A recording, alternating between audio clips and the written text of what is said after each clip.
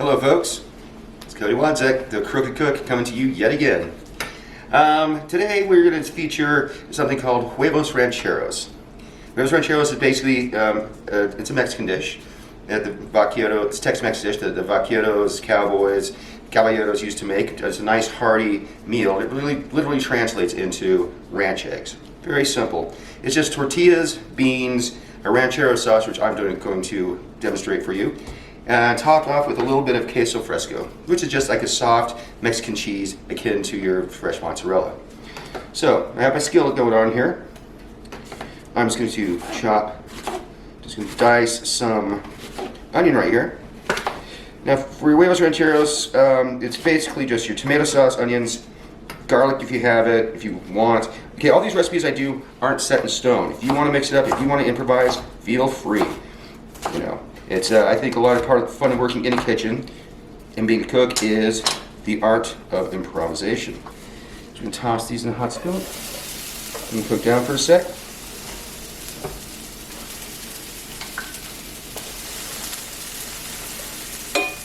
Then we're going to get ourselves a serrano pepper. Now you don't have to use serranos. I prefer serranos because they're a little bit more mild. I have a gringo palate, and I like to actually taste my food rather than burning my face off. Heat is not a flavor. Slice this way, like so. Chop up the bite-sized chunks.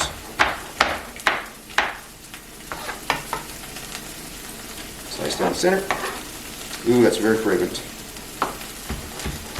Like a serrano, imagine it's a green bell pepper with just a little bit more kick. Again, I mean, if you want to use ghost peppers, it's your funeral. If you want to use habanero, it's your funeral. I prefer something a lot more mild, personally. So we're going to put these in with the onions. Stir those around a little bit so we get nice and toasty. Nice little char to them. Smells amazing, as always, already.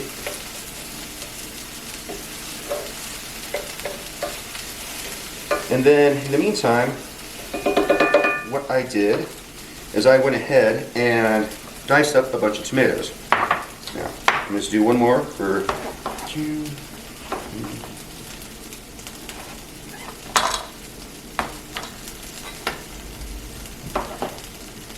Nice bite-sized chunks we got there.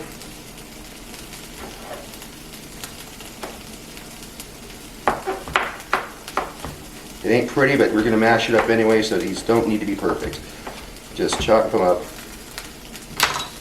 and toss them in, like so. Stir it around, stir it around, stir it around, stir it around. Some diced tomatoes in there. I used about 4 Roma tomatoes.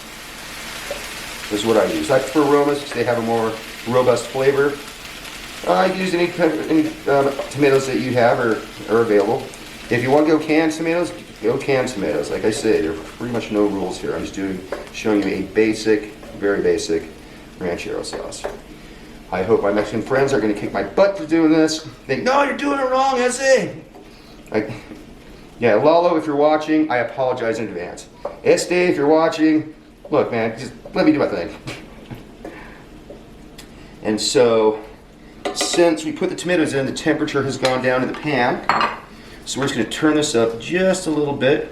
Start letting this simmer down and reduce. Like so. And in the meantime, we have our sizzle. We have our black beans. I prefer black beans. You can use pinto beans, you can use brown beans, you can use navy beans, anything you have common. You can use garbanzo if you want. I wouldn't recommend it, but. So I'm just going to throw these in another pan, right here, and get these cooking up. You don't need to smash these down or anything like that, you just need to make sure they're heated through and through. Very simple. 5 minutes later. Alright, and we have our ranchero sauce. We just need to simmer this down for about 5 minutes or so, as the bumper said. And what we're going to do is we're going to take this off the heat. But as you can see, it's very, very chunky. So And since they didn't have immersion blenders back, back in the Old West, we're just going to get a potato masher and just kind of smish this down a little bit more. Let it sit for a moment.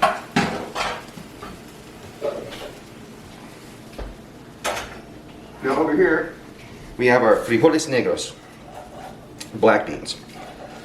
And so you just want to, you don't want to break them up too much. You still want to have a nice bean texture to them. Just make sure that they're heated through. Again, if you want to use refried beans, use refried beans. If you want to use pinto beans, use pinto beans. If you want to use white beans, use white beans.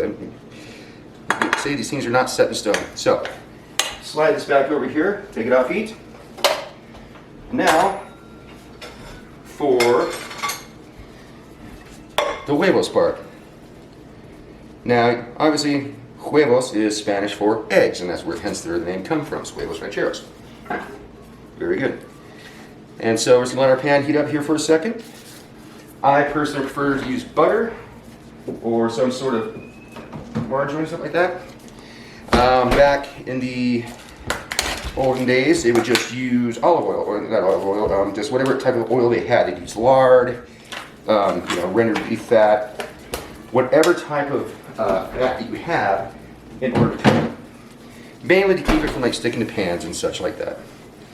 So I'm just gonna put that in there, and I should have grabbed a better spatula. Didn't think ahead on that one.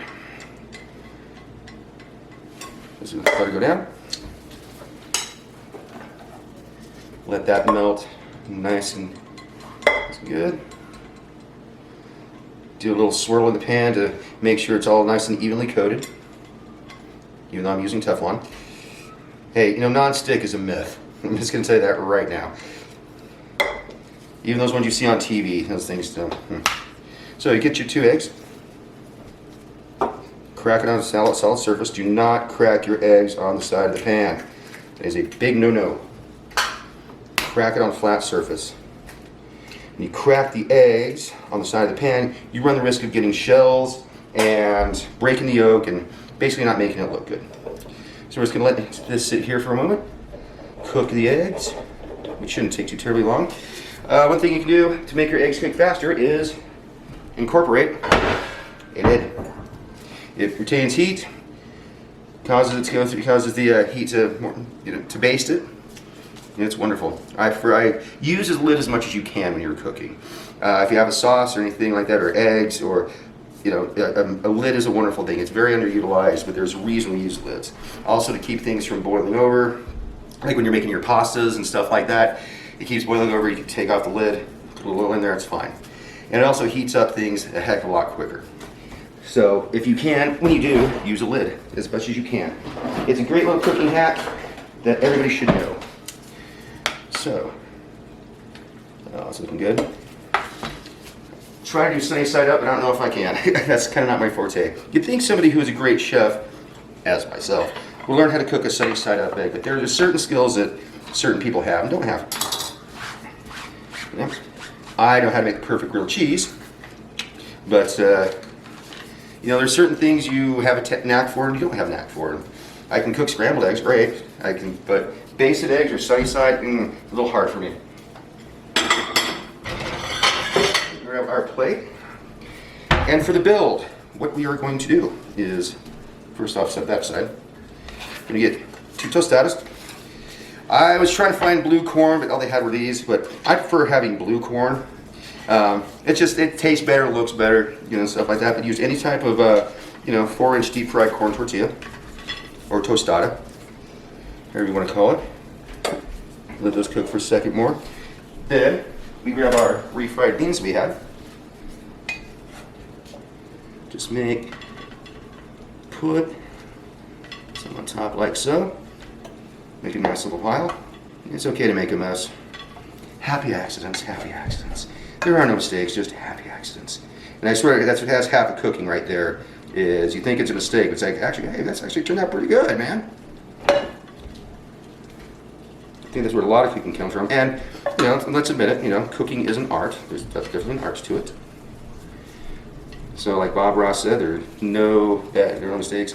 I mean, unless you're putting like chocolate milk or French vanilla creamer instead of milk into your mashed potatoes for a Thanksgiving dinner, as one of our friends did.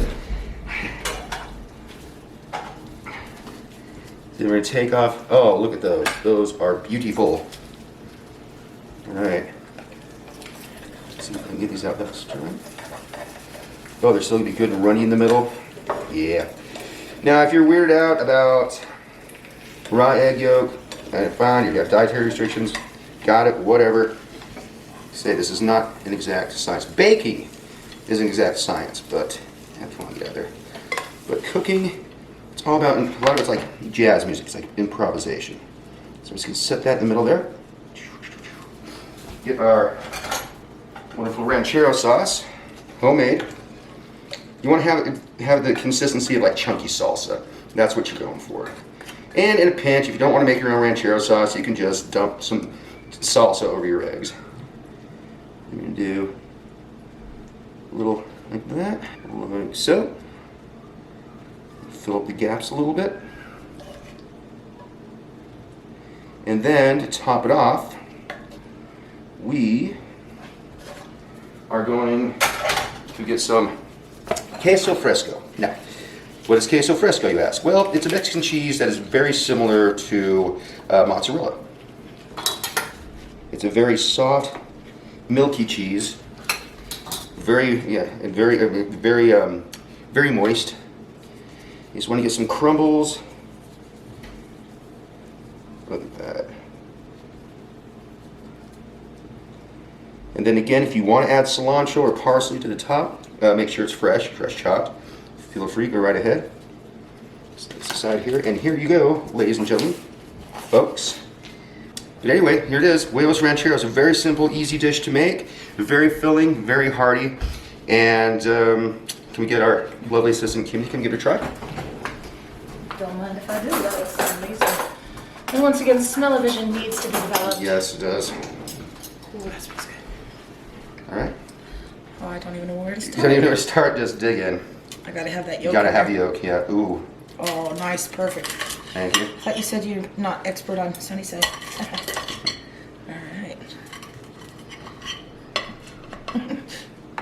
It's a messy dish to eat as well. I can see this. I'm excited. But a lot of places, when you go down south and like to Texas and California and New Mexico, Huevos Rancheros is a staple for breakfast. How's the sauce? Is it too hot? It's actually very mild. Okay, that's what I was looking for. And in a pinch, if you want to use salsa, feel free to use salsa. Like I say, there's no rules here. But anyhow, this has been the Crooked Cook. Keep your knives sharp and your pans hot. Good eating.